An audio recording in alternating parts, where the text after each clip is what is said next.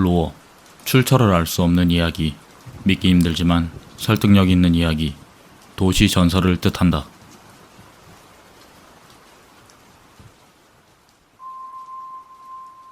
첫 번째 이야기. 1901년 8월 10일 영국 캠브리지 대학의 샬로트 모바리 학장은 부학장과 함께 베르사유 궁전을 구경하고 있었다. 정원을 걷고 있던 사이에 시간의 흐름을 거슬러 올라가 1789년 10월 15일 프랑스 혁명이 한창인 광경을 보았다고 한다. 후에 9년간의 조사를 통해 그들이 본 것이 사실이라는 것이 입증되었다. 두 번째 이야기. 1991년 네바다주의 남성으로부터 주방에 생긴 구멍에서 나올 수 없게 되었다는 신고가 들어왔다. 구조대가 남성의 자택으로 뛰어들어갔는데 주방에는 마법진이나 양초 등 수상한 의식이 진행된 흔적은 있었지만 남성의 모습은 끝내 발견되지 않았다.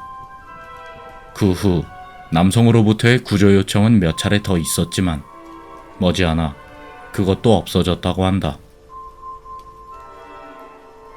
세 번째 이야기. 1995년 1월 16일 아르헨티나에 거주하는 고토 야스코상은 자택의 거실에서 느긋하게 쉬고 있었다. 그런데 갑자기 저택이 크게 흔들리기 시작했다.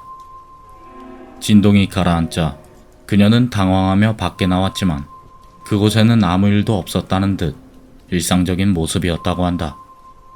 그녀의 고향은 효고현 아시아시. 진동을 느낀 것은 일본 시각으로 1월 17일 이른 아침의 일이었다. 1995년 1월 17일은 효고현 코베에서 진도 7.2의 대지진이 일어난 날이다. 네 번째 이야기. 1976년 미국의 뉴햄프셔주에 남성이 친구 집을 방문했을 때의 일이다. 초인종을 눌러도 안에서는 아무런 대답이 없었기에 마음대로 현관문을 열었는데 대량의 물이 집 안에서부터 힘차게 흘러나왔다고 한다. 친구는 방 안에서 익사한 상태였지만 이상하게도 방의 창문은 모두 열려 있었다고 한다. 다섯 번째 이야기.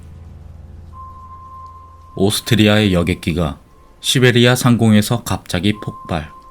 여객기가 불타면서 그대로 숲에 추락했다. 100명이 넘는 승객 중에 기적적으로 살아난 사람은 겨우 5명이었고 그들은 모두 정신 이상이 생겼다. 영국인 정신과 의사 토마스 리차드는 이상한 말들만 반복적으로 말하는 그들 전원에게 거짓말 탐지기를 붙이고 질문을 했는데 그들 전부가 이상한 대답만 하였고 탐지기의 반응도 제각각이었다. 단 하나의 질문을 제외하고는. 토마스 리차드는 이렇게 물어봤다. 신이 존재한다고 생각하는가? 그러자 5명 전원이 거부 반응을 보이며 무서워하기 시작했다. 그들은 이구동성으로 NO 라고 대답했다. 그러자 모든 거짓말 탐지기들이 그들의 대답에 대해서는 lie, 즉 거짓말이라고 반응하였다. 그들은 무엇을 보았던 것일까? 여섯 번째 이야기. 물이 얼어서 고체가 될 때 들려주는 음악에 따라 결정의 모양이 변화한다는 것은 널리 알려져 있다. 미국에 있는 어느 연구단체의 발표에 의하면 어떤 종류의 리듬과 멜로디를 조합한 음악을 들려주면 냉동고에 넣은 물이 몇 시간이 지나도 전혀 얼지 않는다고 한다. 인체에 끼치는 영향이 미지수이기에 어떠한 음악인지는 공표되지 않았다고 한다. 일곱 번째 이야기. 히로시마 피폭 직후 현장을 방문한 마이니치 신문의 기자는 머리 위를 선회하고 있는 흰 비둘기를 발견했다. 아무래도 신경이 쓰여 붙잡아서 살펴보니 다리에 편지가 붙어 있었다고 한다. 지금 바로 그곳에서 도망치세요 라고 쓰여있던 편지. 어느 곳의 주인이 누구에게 보내려고 한 것이었던 걸까? 8번째 이야기. 1957년 애리조나주의 고속도로에서 기묘한 사고 차량이 발견되었다. 운전자의 시체에는 골격과 내장이 없었는데 마치 찌부러진 풍선과 같은 모양이었다고 한다. 고속으로 충돌했을 경우 그 충격으로 내장이 튀어나오는 경우는 드물지 않다. 하지만 검시관을 곤란하게 한 것은 정작 그 중요한 내용물들이 어디에서도 발견되지 않았다는 것이다. 9번째 이야기.